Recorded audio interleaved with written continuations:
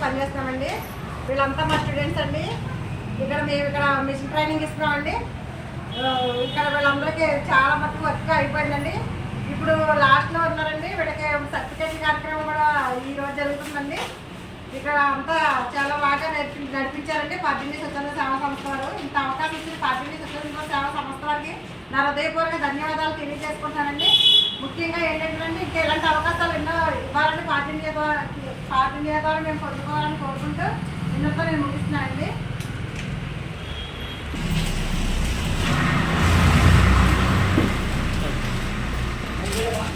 అయితే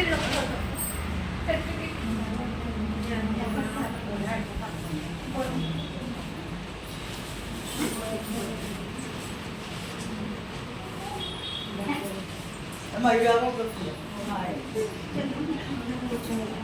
Yung birama.